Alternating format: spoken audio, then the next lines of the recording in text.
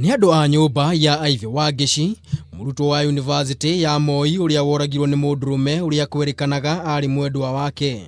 Maiyurwo ni kigiriko kinene ni undu wa gikuo kia mwana wao, ni moritie thirikari itigirire kihoto kia mwana wao ni giakinyanira.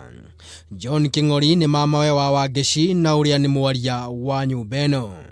Undu uria tungiara ni gutigira andu aria mahetwo wira ucio ni thirikari na watho marute wira wao, na tutingienda gukua mundu ucio no ritu muno.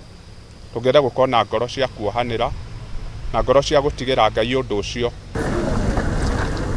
King'ori augite ni mambiriirie mihango ya gukahurukia mwiri wa Wangeci kwao mucii itura-ini ria Mahiga, Othaya, kaunti-ini ya Nyeri. Twahota kurikia postmortem na turahota kuruta mwiri kuu, twaurehe kahiu mathiko, twamenya muthenya tukumenyithia andu. Kindu kiria tungienda kuuga riu ni ati mathiko magakorwo Mahiga Nyeri county.